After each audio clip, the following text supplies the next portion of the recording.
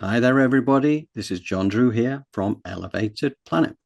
And Jolie Gabrielle here from Elevated Planet, and we'd like to welcome you to today's show, where we're going in a little bit into the origin of species. And Sean is going to tell us more about it. Anybody who watches Elevated Planet knows I'm very keen on the work of Dolores Cannon and have been steeped in that for, quite a few years now. And it's amazing how these alternative versions of truth come through. Now, it may not be for everyone, but at the end of the day, this is fascinating stuff, and there's very good reason for this. But yeah, we're going to get into the goddess Isis. We're going to be talking about extraterrestrials. We're going to be talking about the evolution of humanity. And we have a lot of ground to cover, and it's all based off the work of Dolores, with a little bit of extra stuff added from Elevated Planet as well. So, yeah, that's kind of where we're heading right now. And I think this is going to be a really fascinating show. I just want to give you a little bit of background here for clarity of what Dolores was all about. And yeah, one of the things I did want to mention actually, Elevated Planet, we're going to start a book club effectively, which is going to be a series of like YouTube's and me videos that we post, might do some lives, but it's going to be because there's so much brilliant work out there at the moment. And, we can focus on it on things like today's show, for instance, which is one of the things that we're doing, but also where things get a little bit more edgy, we'll do it as the Twiglet Zone Book Club, because that's the one where we put the stuff that's a little bit more edgy, a little bit more out there, requires the expansion of your horizons, if you like. So it'll be fun. We'll give that a go. I also wanted to mention about the thing that Dolores, when we go into this piece, Dolores talks a lot about the SC. So what she was referring to there is what she referred to as the subconscious. It's basically whatever you want to call it. It's the part of the mind that once the conscious mind is out of the way, can come forward with information which is usually suppressed. Here's the thing, right? So this is what it's really all about. There are myths and legends that have been passed down over millennia. And like Chinese whispers, they're prone to distortion and often deliberate manipulation, with the King James Version of the Bible being one such example of that. Question is, how do we really know what is true? Well, what you really need to do is to speak to someone who is present at that moment in history, living life and experiencing things directly for themselves, thus able to share the original story as it unfolds. This is how Dolores became an explorer of hidden sacred knowledge. She self-developed the QHHT, which is the quantum healing hypnosis technique, which opened up these gateways, and the information poured forth from her clients who were deep in a somnambulistic trance where the conscious mind could not get in the way of the flow of information. There is, of course, an easy out for the skeptics, because the person under hypnosis could just be making it up. Well, that is for you to decide. Simply feel into the work of Dolores and see what answer you get. Is it truth? Is it deluded nonsense? Now, for me, as you can tell, it represents a truth that has opened up many new worlds. But I completely honor all answers to that particular question. So even if you do feel skeptical, I encourage you to listen to her words. If nothing else, you'll find it entertaining, and just maybe at some point in your future, it might make a lot more sense. There will be several follow-ups to today's show, so while each one will stand alone, they will also add incrementally to each other and build out a picture of the ascension changes that are taking place on the planet right now, as well as explanations as to why they're occurring. So whether you choose to see it as fact or fiction is up to you, but entertainment is guaranteed, or as ever with Elevated Planet, you get your money back. We will be doing a Twiglet Zone follow-up to today's show, which is fantastical stories accompanied by a savory snack, the Twiglet Zone. And that touches upon questions over what are described today as the machine people that are spoken about, and how we may be witnessing evidence of this right under our noses right now. And as always, you get to decide whether it represents truth or deluded nonsense for you. Anyway, back to Dolores and this first section, which talks to the evolution of humanity based on the decades of QHHT research as reflected in Dolores's Convoluted Universe series, which I always recommend that people read. There's 5 of the books and they are brilliant and they will really expand your horizons. Anyway, so bear with me a second. I am going to switch screens and we are going to go into that first section now. Chapter 1, Isis and the Machine People. In my books, Keepers of the Garden and The Custodians, the story was told of how the extraterrestrials developed life on Earth. It all took an inconceivable amount of time as life was established and began to flourish. After the animals developed, humans were created by manipulating the genes and DNA of the apes. As the species grew and began to develop intelligence, then the ETs came and lived among the savages to educate them and give them basic skills so they would be able to survive and eventually develop a civilization. The ETs lived among them for many, many years because they didn't die until they wanted to. Thus, these beings were treated as gods and goddesses, and these legends were born. Because they knew they would eventually leave and return to their homes, they tried to pass the knowledge on to specific beings that they thought were capable of carrying it on. They also interbred with the natives to produce those who would have some of their abilities and be able to help the people after the originals left. The knowledge and abilities continued to be passed down over centuries through several generations of selected people. These were initiates. This was the beginning of the secret mystery schools, where some were chosen to learn and practice the various techniques. As time went on, they secluded themselves in temples and centers where they were isolated from the general populace. Because of their special talents, they were treated differently and set apart and above the others. They became priests and priestesses, specializing in various abilities. They were expected to also select others they could pass the knowledge on to, those whom they recognized as being able to understand it. Down through the countless centuries, this knowledge was protected and shared only with the chosen few. Wars have been fought and terrible injustices have been committed, for example, the Inquisition, in attempts to gain access to this knowledge. Those with the knowledge often died rather than let it fall into the wrong hands. The knowledge had to be safeguarded and protected. They knew that it must not die. Now it is no longer reserved strictly for oracles in temples, hermits in caves, or wise men cloistered in hidden schools. It is returning to our time and is now available for all to learn. This is because the veil is thinning. We are experiencing an awakening as we move into the new earth. Our vibrations and frequencies are being raised so we will be able to understand these ancient mysteries. They are being returned to our time and are available for anyone to use. However, the regressions reported in this book take us back to when much of this was unknown to the average person and available only to a select few. Originally, temples dating back to Babylon were designed with pillars, evenly spaced all around the outside. Some had the roof open to the sky. As long ago as 3000 BC, Babylon had a well-developed complex culture. These temples were intended as observatories. The priest would sit at a designated spot in the center of the building and observe and record the movement of the stars and planets as they passed between the open spaces of the pillars. These records would have been kept and observed for hundreds of years. Thus, a record of the movements could be accurately measured.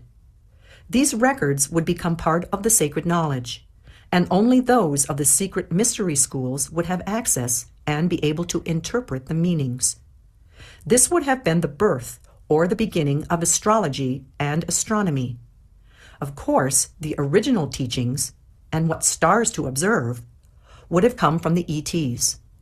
Much of the knowledge originally given would have meant observing planetary bodies that were invisible to the naked eye. Thus, they used highly advanced instruments such as telescopes. probably similar to the far-seeing devices used at Qumran. See my book, Jesus and the Essenes. Much of this information was essential to the ETs because it related to their home planet or constellation.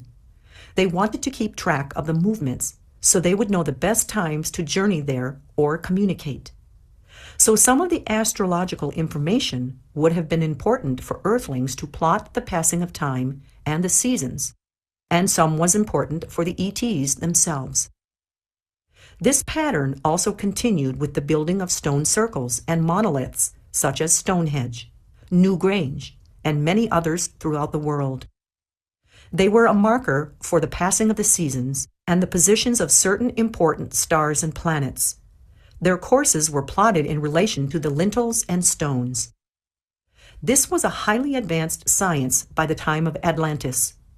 The knowledge was carried by the survivors to Egypt and other parts of the world. This is explored in my Convoluted Universe books.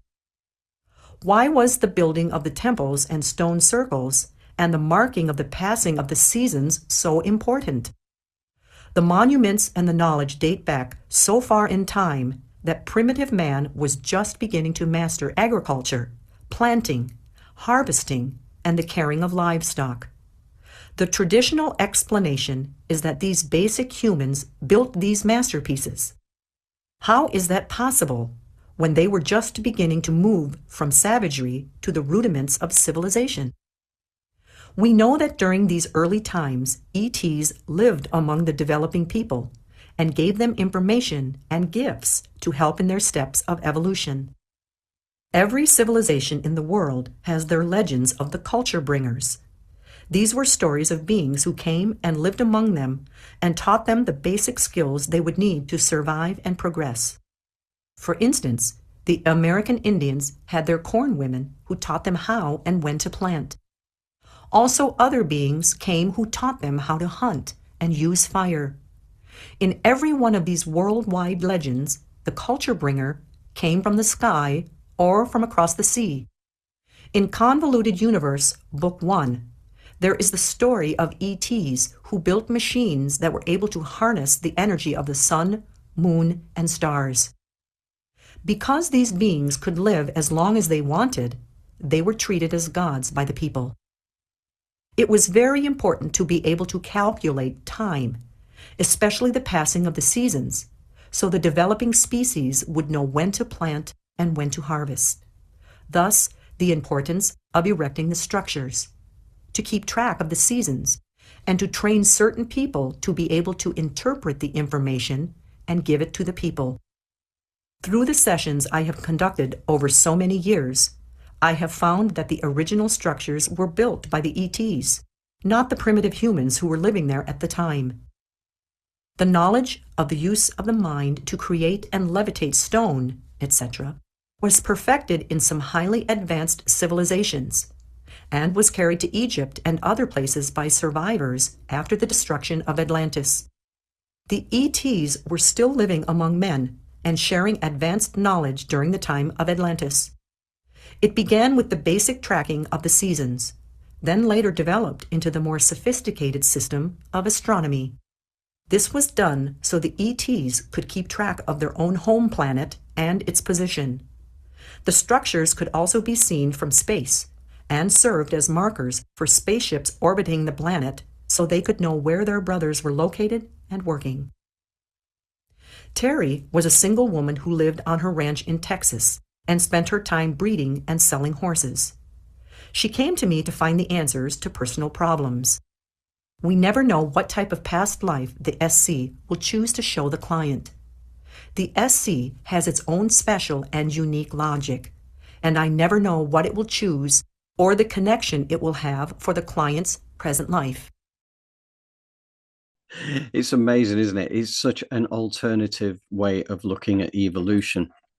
And, you know, the origin of species and all this kind of thing from Charles Darwin, this idea that we're accidental biology, and we've ultimately become this way after however many thousands of years that humanity has existed. You know, it just sounds like nonsense, doesn't it? When you really stop and think about how complex this 50 trillion cells is, living cells that come together to create this biological organism that we occupy for this lifetime. It's not accidental biology. It is manipulation of DNA by the extraterrestrials to change things to create this physical vessel. And, to me, that's what it is. I know the fact that many people won't see it that way, and that's fine. But, I take the work of Dolores Cannon quite seriously, because when this information comes through, it's much like with Sarah Breskman Cosme as well, who's carried on, and she was an acolyte of Dolores, and she's carried on with Dolores's work. And it seems like Dolores does deliver the clients to Sarah as well to uncover various other things. So it's quite amazing. But I think that the whole evolutionary process as described here, and the fact that extraterrestrials used to live openly amongst us, albeit as with the case of Isis, it was at a higher dimensional level, and we'll come to that in a second. But also this idea that all these structures, which we wouldn't even be able to build with our technology today, was built by primitive man. Clearly, again, that really doesn't make any sense at all, particularly given that the engineering for many of these sites was absolutely incredible, right? So it was done with such supreme accuracy, and the measurements, the mathematical measurements of all these, with the pyramids and everything. Once you start to look into it, the certain floor spaces there that are exactly equal to the number, which is the speed of light, for instance. You wouldn't have known that sort of 5,000, 6,000 years ago, whenever the Great Pyramids were built, or whenever that was. This idea of levitation, using the power of the mind to be able to levitate and to cut stones and to be able to move them into position, makes so much more sense. And again, we will cover more on that in the future. And these are the kind of things that will come back to us. This is the kind of knowledge and wisdom that is coming back to us. It'll take a while, there's no doubt about it. But again, we come into the timings of all this in this second section that is to follow. And Terri was mentioned there at the end, which is the lady that she was just putting under somnambulistic trance under the QHHT system. And that is the story that we take forward from here. And I am going to give you a little bit of a run through on basically on that to set the scene before we go into that. But before we do that, Jolie, I'd like to bring you in to give your view on this uncovering of history. This is so interesting and compelling, because we always hear the saying, there's nothing new under the sun, right? And with Lemuria, and we have Atlantis, and we have these places that possibly could be that these people were, or beings, this energy was always here. Or if they came here, there were intelligent beings.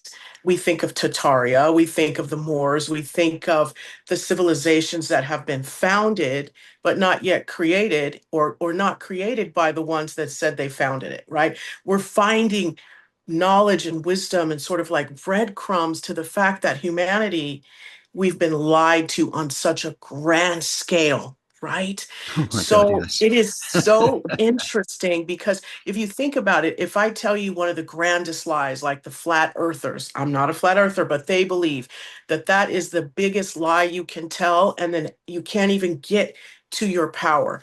Everything else after that is just layer upon layer of a lie. So to access that energy and that power, let's remember. And maybe the remembering doesn't look like every single detail of that, but just know that it is possible that there are a dark age. But what was before that? Was there something that was truly enlightened? Were there people living amongst one another, sharing and doing as she spoke about, where it's like coming into contact with each other, teaching each other, learning from one another. And then all of a sudden, just like now, we're starting to put these pieces together. We're starting to understand who we are. Pandemic, floods, Right. all of these disasters and catastrophes to take us off our game and to pivot us to not do the research and to not go back and pull from there. And so it's important that we realize that, yes, there are these periods of the shadow coming in. But at the end of the day, all of this comes from a very powerful force and energy that made us and that created us. So we have two viewpoints. We have, are we got that alien DNA, Rh negative people, is that alien DNA? Do we know? Or are we just a bunch of knuckle draggers that needed some alien DNA in order to move forward? Yeah. you know? So Yeah. that's the fun in it. Absolutely. And you know, I mean, certainly within Dolores's work as well, they talk about the DNA and how it was kind of put together to kind of create the intelligence, because you couldn't just go from the basic primate to Right. to and it's all part of the experiment, the great earth Yes. experiment. You had to have this intelligence, but part of this ascension process was the forgetting. Part of it was kind of like Yes. us going into this era of sleep, and with these darker energies coming in, because that was what was supposed to happen. And you've got Yeah. to bear in mind that everything comes back into balance, right? The light and the dark comes into balance. So to have extreme light, you actually have to have extreme dark represented in one form or another.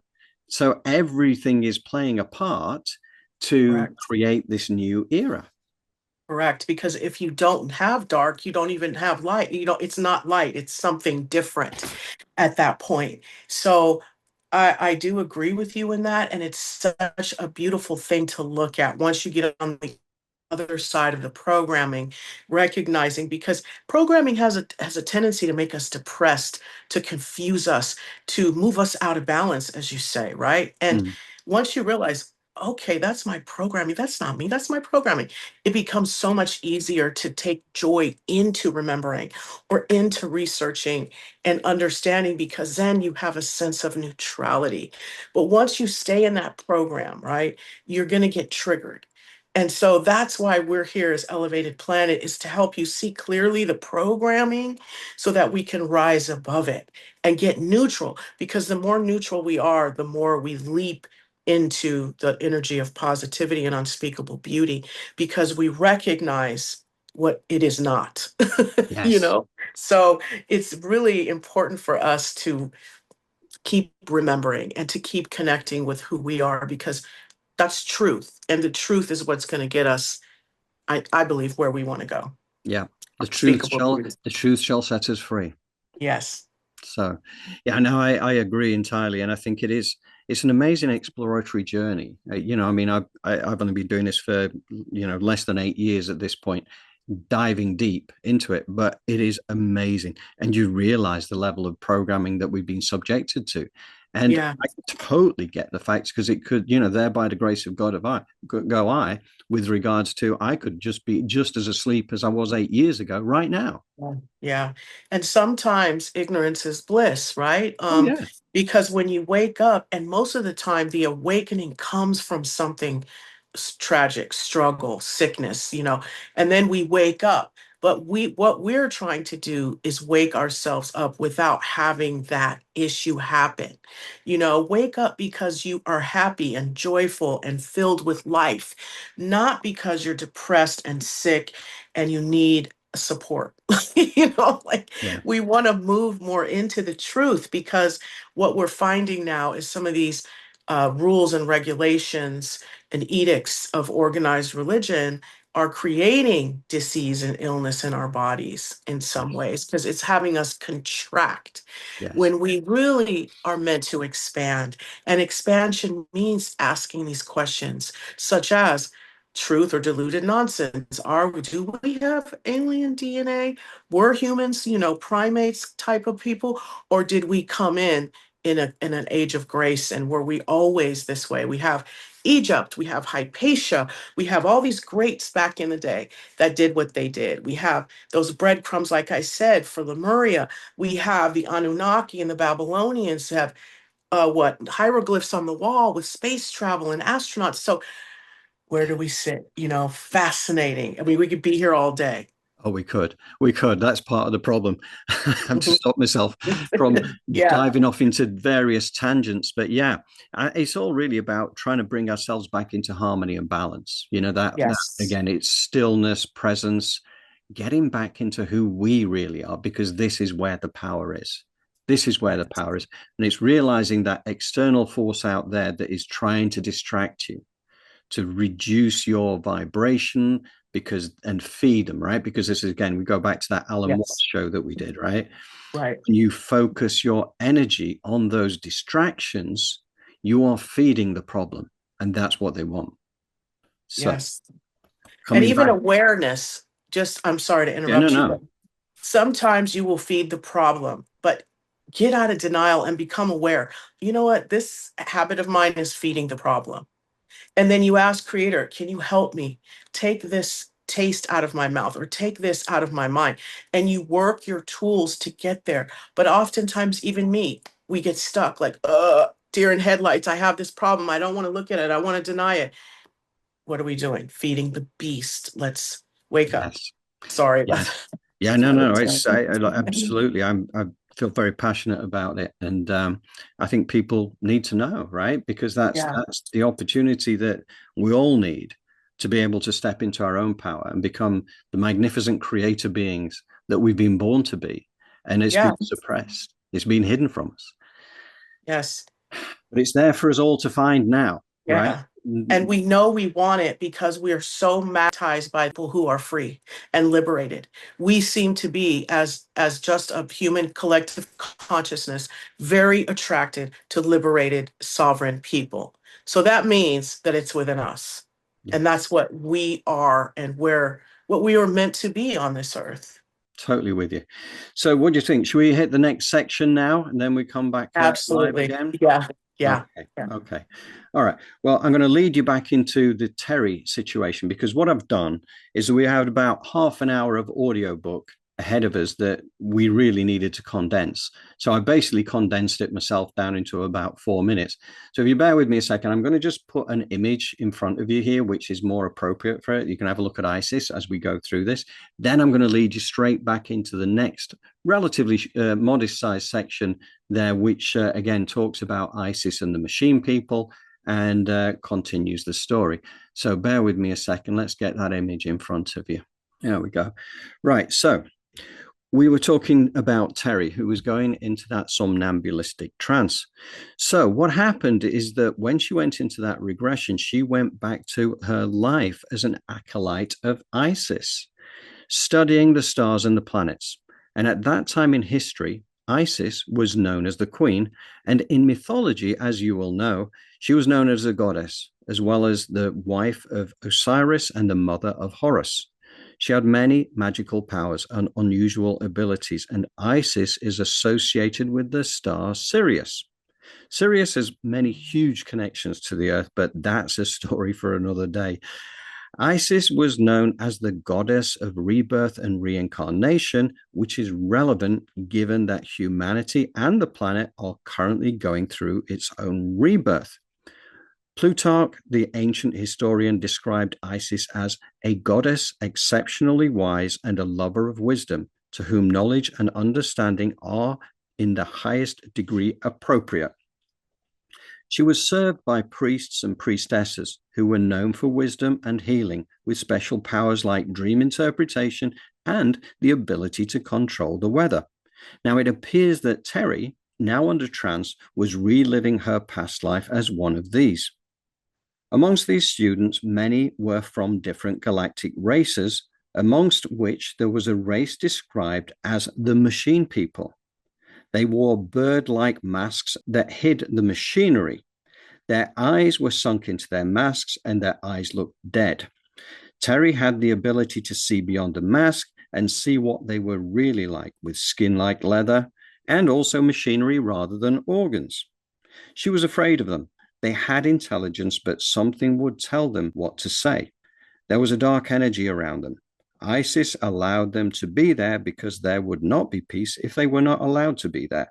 The machine people were there to learn about emotions and feelings.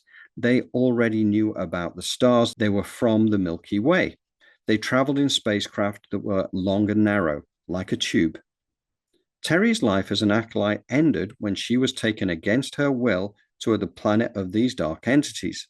She didn't survive long. The atmosphere was wrong. These machine people believed that Terri, in that past life, carried the wisdom of Isis, which she did not, nor would she share what she did know. The Temple of Isis was on a higher dimensional level, so it was invisible to humanity at that time unless they could ascend to the right frequencies, which Terri in that life clearly did, along with other human acolytes she was studying amongst. Terri was then to travel to groups of people and children to teach them what she had learned. At one point during the regression, Terri leapfrogged, as Dolores calls it, into a different life as a soldier, coming in on the day of her death in the middle of a war, in what appeared to be Greece or Rome. She'd been clubbed from behind and was now dying until she did die, and she walked out of her body and crossed over and saw herself in a vast library with her teachers, where she could begin her learning again. She was told she would be returning to the physical plane again at the end times on Earth, when she would be reunited with Isis, who would be returning to bring gold light to the planet. This will be the first return of Isis since that ancient time Terri spoke about in her earlier life as an acolyte. On that occasion, Isis had to leave because too many of the machine people had arrived on Earth, so she had to go. Terri said that you couldn't trust the machine people, you couldn't teach them, they just kept coming because they wanted to take over the Earth. So, with that all said, back to Terri and Dolores to continue the story of that regression.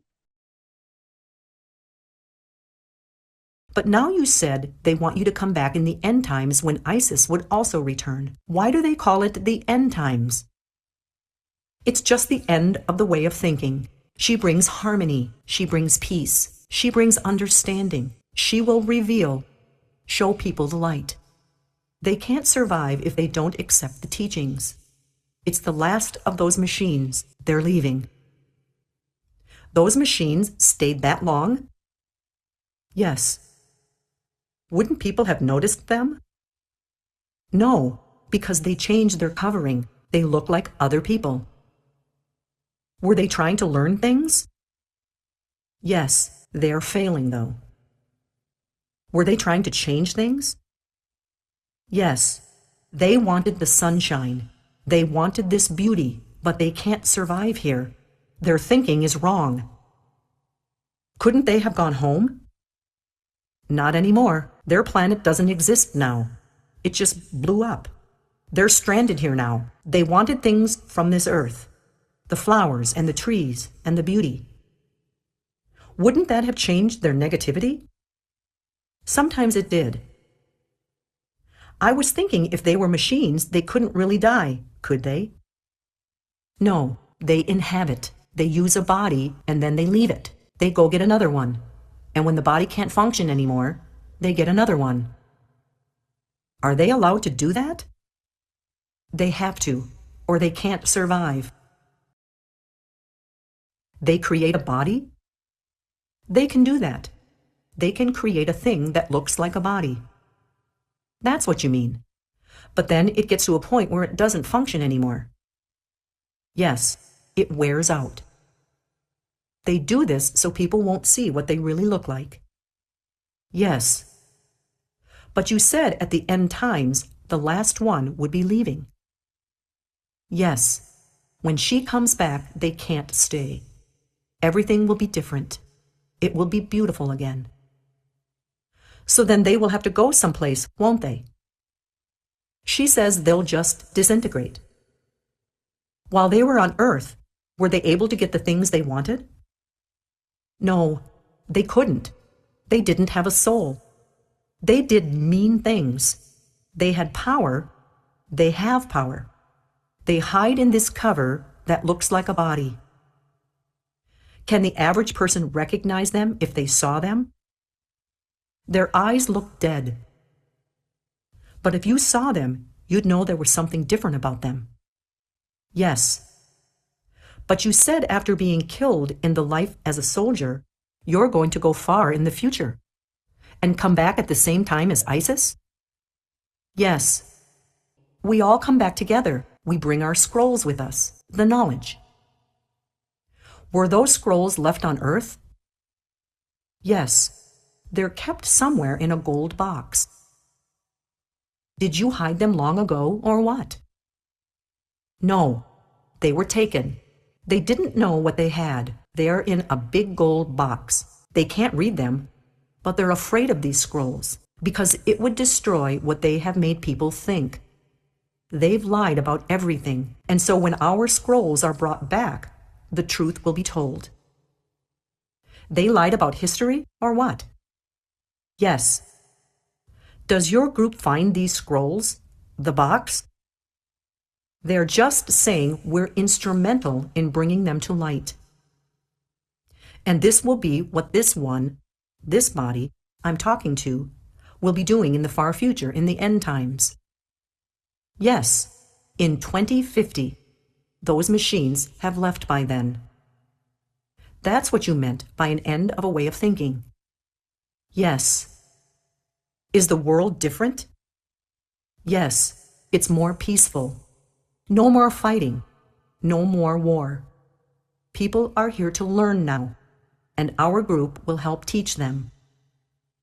But that is a long time in the future. I moved her from the scene where she was talking about these things with the advisor and called forth Terri's SC.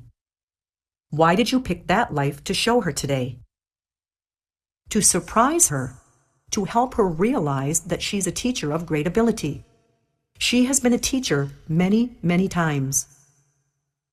What does that have to do with her life now? The way she lives her life by teaching other people about spirituality, about the light, about goodness, about harmony. You have to understand that a life well lived is a lesson for people.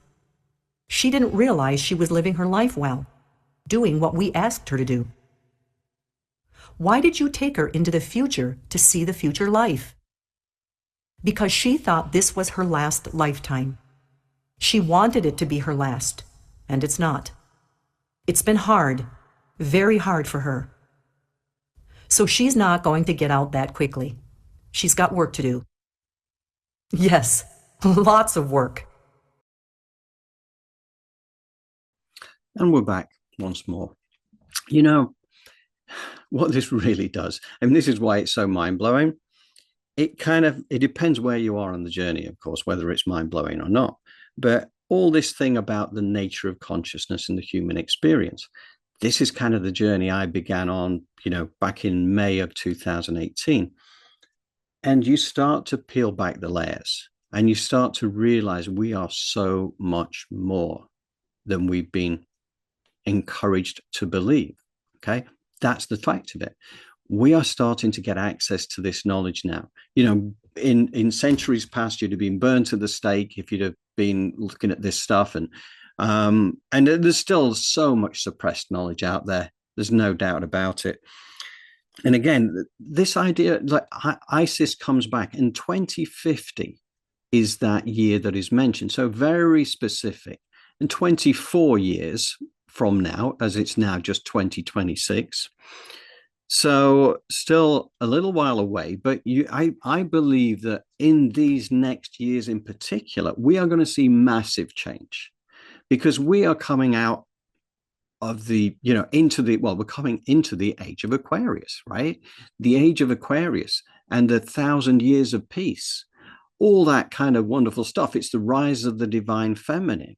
It's kind of no more of that egoic, masculine suppression and top-down control. We're still seeing it play out now. And sometimes it plays out because to know what you do want, you have to know what you don't want. So there are those out there on the planet right now whose job it is to show us what we don't want so that we do know what we do want. And everybody is an aspect of divine energy, regardless of the role they've got to play. So you can retain that divine neutrality regardless, okay? So it's something to bear in mind because there are so many things out there that are designed to trigger us. But if you can take on board and believe that everything out there and everyone is an aspect of divine energy, then, you know, you can stop hating on them, because, you know, that is also the same as hating on yourself, because we're all part of the same. There is only one of us in the room, right? It's amazing. You know, it takes me back to conversations with God and things like that that really do emphasize that message time and time again. You know, the end times, we talk about the end times here, and that always brings us back to the Mayan calendar, which ended in 2012. And as Greg Braden's told us, there's an 18-year period either side of that 2012, which is kind of part of the changeover period, which means it began in 1994 and ends on the 21st of December 2000 or 2030, right? So, wow, there you go. We're down into that last less than 5 years now for that to take place. Again, you know, I don't know how deadly accurate these things are. I really don't know. But we've got the time 2050 now. We've got the 2030 timeline, during which time I believe we will see enormous amounts of change, which is a good thing. It's not a thing to be feared. It's to be welcomed, because it's taking us out of this era where, you know, we've got these machine people who are still amongst us today. And I think this is one of the big lessons from today's show, is that there are dark entities out there that look human, right? And what I'm really interested in as well, because we talked a lot about the reptilians, you know, like from the Draco Alliance reptilians. They have been on the planet, you know, according to the work of Elena Danaan, and this has come from the Pleiadians, that there was, they've been permanently on the planet for 15,000 years. The reptilians we're talking about now. And amongst them are certain ones who are shapeshifters, and they can occupy bodies. They have to do it with agreement. But honestly, the way that agreements are sought at times can be stealthy, put it that way, where people don't realize kind of what they're signing up to. So the machine people, who, I don't know whether they used, I mean, from the description, it sounded more like they used like clone type bodies, rather than being like an occupied possession type of thing. But at the same time, they are controllers of humanity. They are the leaders in leading positions. You know, we come back to the Illuminati, the Cabal, however you want to, the secret government, whatever you want to call it. They're out there. They're pulling the strings. But now, for the first time, we are starting to see through the distractions. We're starting to be able to climb onto our eagle's perch and actually retain our divine neutrality, so we are not feeding into the problem. We are, you know, coming back within, as we were saying earlier. I think it is fascinating, but to think that by 2050, all wars will be done, right? 1,000 years of peace. And also the great genius. Another thing that came through, and a lot of Dolores's work, actually, because she did the Conversations with Nostradamus, a series of 3 books where, again, through QHHT sessions, she was having conversations with Nostradamus, who was explaining his quatrains. He correctly told about Hitler and the Second World War. He told about the Twin Towers. He told about the First World War. And a lot of things he said were accurate, but not everything is accurate, because timelines shift. And what he saw were possible outcomes, not absolute outcomes. Some of those things absolutely were right. And as I say, when you think about the Twin Towers and the attack on the Pentagon being there in Dolores's books before it actually happened, you know, I think the CIA and the FBI and everybody would have took a lot more notice of Dolores immediately after that event. But yeah, that was through Nostradamus. And he spoke a lot about the great genius as being the being who comes through at the end times, or after the end times, when the new earth effectively is set, and the great genius brings forth great, you know, advancements, and the quality of life for the people on earth goes up massively. And it makes me wonder, you know, is Isis the great genius for the future? I don't know. And just throwing it out there as a possibility. But yeah, the machine people are out there still, so they exist amongst us. So be forever vigilant. That's all I would say. When you hear people who are creating division energy, that are stoking up the fear, the anger, the all this kind of stuff, the wars and everything. It could well be it links back to either the machine people, the reptilians, or whatever that connection is. Because I know it goes beyond reptilians. And just to say as well, not to give the reptilians a totally bad press, because we know there are benevolent reptilian races as well. It's not like they're all bad, but a lot of them who've been here as controllers, in fact, all of them, I would say, who are here as controllers would fit into the negative category. So anyway, I've babbled on enough for now. So, Jolie, can I bring you in? Yes, wow, that was really a lot too. But it's true. When you look at some of this energy, you see it as a virus, right? That has the programming that has given you these myopic views of things and the perspective of one that is contracted or small. When John, you talked about the different timelines, and while we are here, we can change that. At least in our own lives. I was speaking to a friend of mine the other day, and I'm having issues. My daughter, she has an animal in the house, and we have carpet, so it's like this issue. And she's like, well, why don't you go to the timeline where that's not happening? And I'm like, what? But she's like, you have the tools to take yourself to the timeline where your animal is behaving and there's no issues with bodily fluids, right? And so she's absolutely right. We need to play with these concepts, or we benefit by playing with these concepts so that we begin to become clear. What I mean by that is there's a lot of dissonance going on with these principles that just to control our own energy and our own atmosphere, there's a lot of dissonance there. Work through it. What do you believe in? What kind of faith do you have? I struggle with my faith. Oh my goodness. I wish I could take a magic pill and just be 100% believing in these things, but I have to catch myself in every moment. The programming appears, it appears, it appears. And so take the time. I'm doing it, taking the time every day, 5 minutes, 15 minutes to visualize the truth of who I am.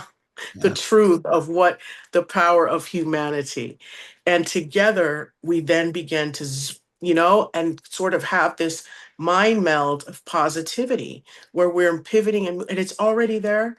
I mean, yes, there's a lot of distractions. And the reason why there are so many distractions is because we're already doing it.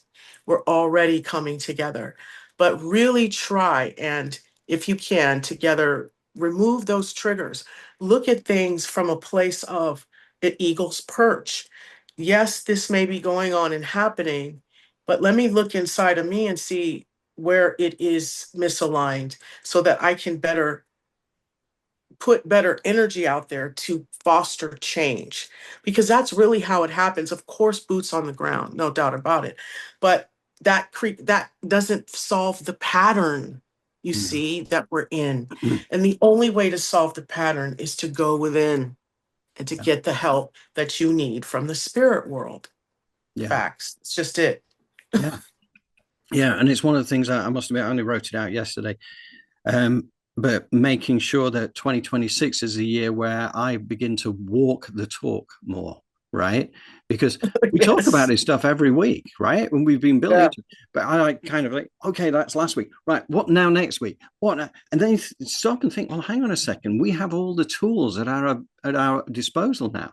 What I should be doing is building a day where I am actually, to your point, you're immersing yourself in the life you want, but we now know how to do it, right? So now is the time where we can start to really build out that, and that'll put us into that creator mode. That will get us where we want to be. And because we have this issue with the left brain. We're so left, even healers, all of that, we've just been programmed to be left-brained.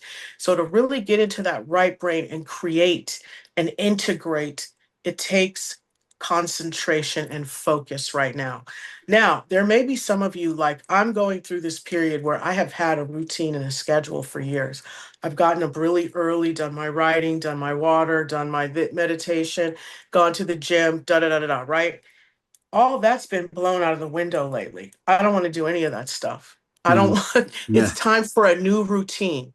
Yes. It's time to go quantum. All of this, I don't know what you want to call it. It's almost like you're digging holes or digging ditches with all of this. When it's like, it's time to just go quantum. What does that look like? You've got to figure that out for yourself, just like I have to figure it out for myself. But the breadcrumbs and the tools are there. So the wheel spinning, I guess it would be time. I mean, the wheel spinning moves the car, Mm. but is it time to fly, maybe? Yeah. Yeah. Yeah. Well, coming back to, I suppose, going back into the what will lead us into the meditation now, it comes back to the fact that we are now getting access to information which has been suppressed, right? Yes, or has been for the elite. Yes. Yes. So those who have been controlling society have known the rules of the game all along. It's just that they haven't shown us the rule book. Or no, they created a rule book that keeps us Right. small, right? More to the point. Correct. And the main one is underneath the Vatican, 35 miles long, of all of these things that could free us that we have no access to. And so let's do that. Let's remote view. Let's go get that information and let's figure it out. Yeah. It's exciting. It really is exciting. So what do you reckon? We go into the meditation now? Yes, it's time. Very cool. All right. Okay, everybody. Well, what we're going to do is we're going to just take a few seconds of Dolores's work again, just to re-emphasize a point upon which Jolie will work her usual wonderful meditation. So if you bear with me a second, we will change screens.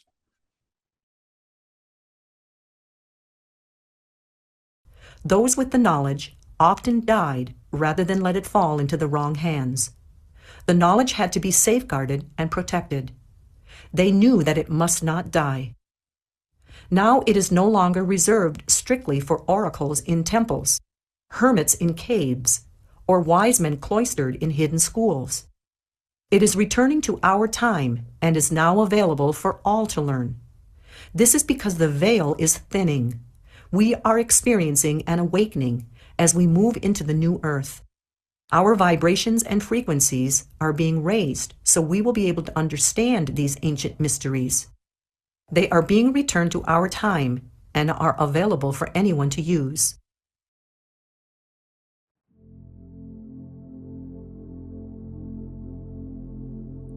Take a deep breath in and just feel it flow all throughout your body. And exhale and relax. Allow for each part of your body to just let go as you breathe with its rhythm. And you just let it know how much you love your body and you're grateful for it. I feel the struggle. I feel the resistance to that. No matter where you are on the spectrum, love and honesty is the way through. So as you breathe, visualize your cells heart-shaped, even your skin, your hair, your nails. And see these hearts just swirling around to make you. And as you ground your energy into Mother Earth with the grounding cord that, if we were to put a microscope on it, are little tiny vibrating hearts that make up this beautiful grounding cord that's of a color and earth energy that resonates with you. As you move through these layers of Mother Earth, with so much gratitude for yourself, for this experience, for Gaia, Mother Earth, and you move through with so much love and gratitude, you root yourself in her core. She welcomes you. And she's feeding you all of the vitamins and the minerals that you need, your physical body needs, to continue to be well. to remove disease and illness. She's helping to reprogram that DNA for health, for abundance, and for alignment with the laws of the universe.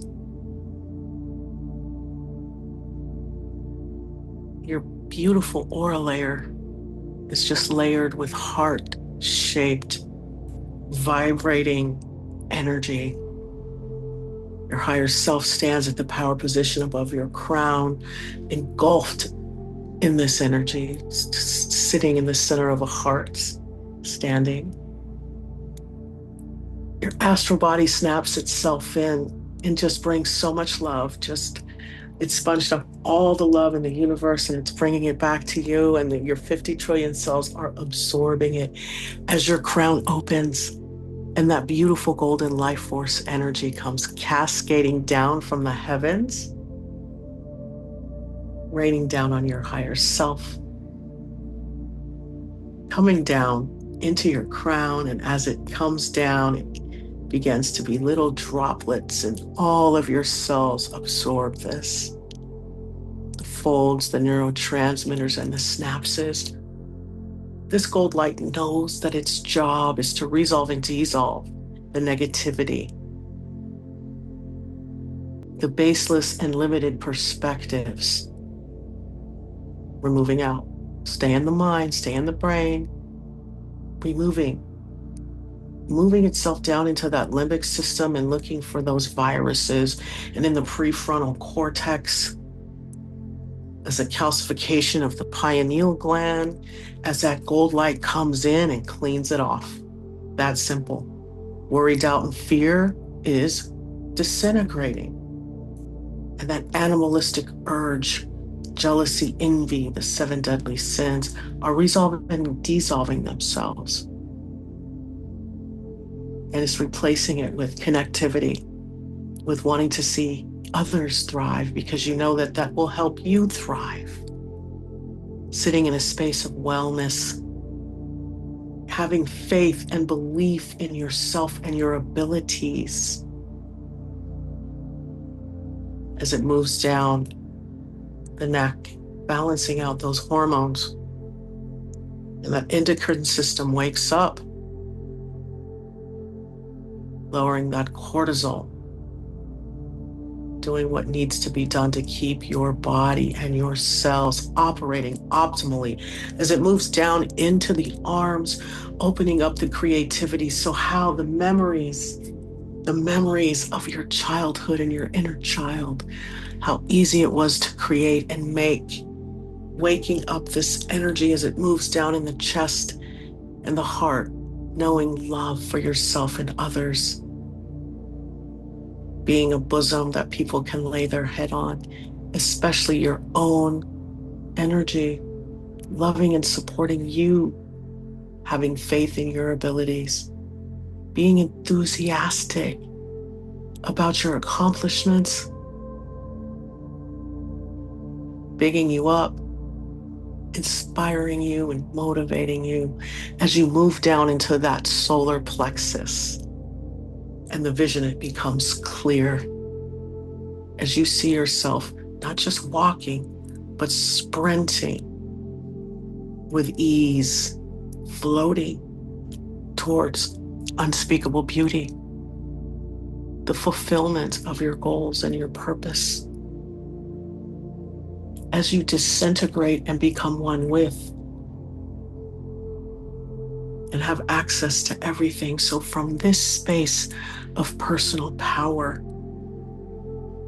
I want you to see yourself at your zenith, living the life you deserve.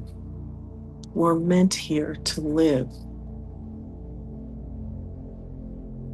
We're meant to live here at your zenith, at the place that when you think about it, you're almost fearful. I want you to lean into that fear, allow for that gold light and that earth energy to transmute it into reality, to action, density, positive energy.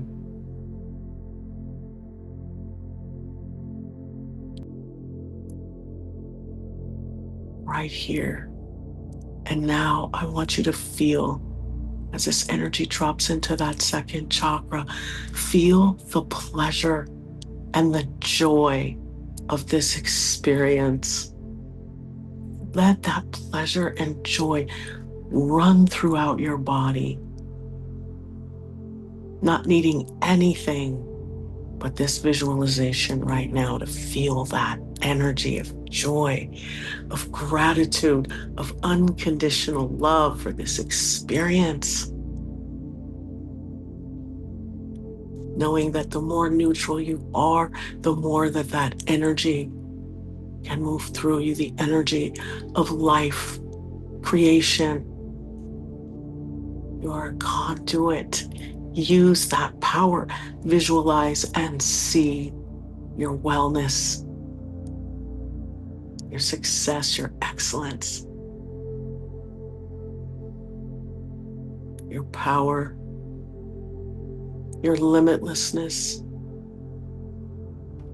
As we go down into that first chakra, this energy, knowing that it is safe for us to embody all of that. In fact, that is what we are. All we have to do is accept it as we ground our energy and that golden light, and that energy begins to chase those golden rose-shaped scrubbing bubbles into the core of Mother Earth, filling our grounding cord with gold light, bringing us into the present moment with a new program,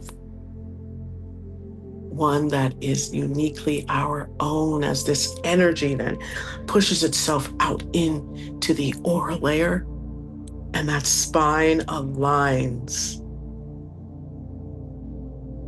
and that energy begins to sprout out of our feet, hands, and crown chakras, filling us up with nothing but these beautiful heart-shaped energy that's creating the density that people feel as we speak our truth, expand our minds, open our hearts, trust in our intuition, act with confidence, know that we are worthy to feel joy at every moment, and that we belong here as creators. So as you sit in this beautiful energy of positive, life-creating, life-giving energy, that is you. Feel that gratitude, feel that joy, feel the knowingness that you will get there. In fact, you are there now.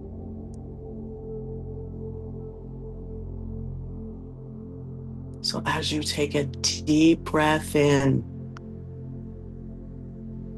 and you exhale, gently see your feet close, the bottoms of your feet, like the lens of a camera, and see that earth energy slowly recede back down into Mother Earth as you stay rooted and grounded into her truth, one with.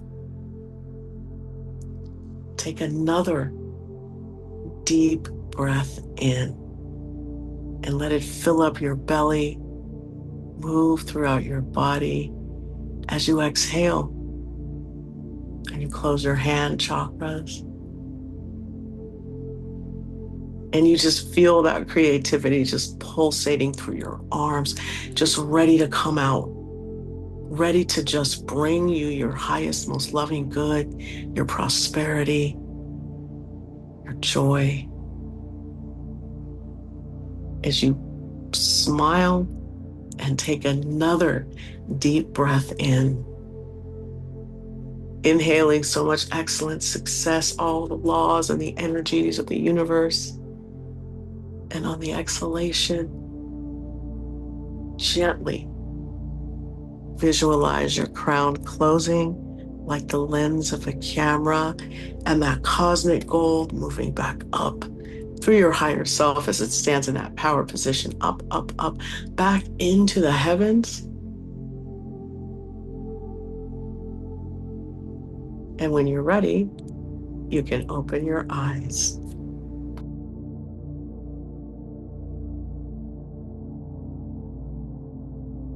That's beautiful. Thank you, Jolie. Absolutely. It's been a fascinating show, actually, and I'm looking forward to us doing our book club side of things as well, because this, the building on this and building understanding and understanding where this goes next. And honestly, a lot of it does come back to that QHHT kind of uncovered knowledge, but it's fascinating. Exactly. And QHHT is one point of light that this energy is moving through. And it is trying to get to us through so many ways. And Dolores Cannon was a fantastic portal. But remember, so are you. Very good point. A very good point. And yeah, it's out there waiting for all of us now. I think that's the message that comes through. This is no longer for the elites. This is basically for us to understand the truth of how magnificent we are. Yes, absolutely. And collectively, we can come together and we can move mountains. Yes. All right. So wrap up time. Wrap up time. So tomorrow the newsletter goes out with the edited version of this show. Also, anybody who wants to join the newsletter distribution list, you can send me an email to johndrew@elevatedplanet.life or reach us through our elevatedplanet.life website, where there is a contact page with a free format text box there that you can send us any message that you would like to. But yeah, I think that's pretty much it, except for, what do you reckon? Please like, share, and subscribe, as we could use the boost as well as get this information out there. So what do? We're moving into unspeakable beauty. So help others do that as well. If you subscribe to the channel, you will automatically see when our Twiglet Zone goes up there, which will be carrying on from today's show. And further work from Jolie and I will follow on this as well, which digs deeper, which creates more understanding. And what a journey. Yes. And it's so wonderful to be grateful. Like, it makes it so much better, the journey. So have your gratitude at the forefront. Yes. Yeah, I'm grateful to be working with you, Jolie. I'm grateful for our community. Same here. Yeah. Yes. Fantastic. Okay, well, thank you, Jolie. Thank you, everybody. And we will be with you in a week's time. Take care. Take care.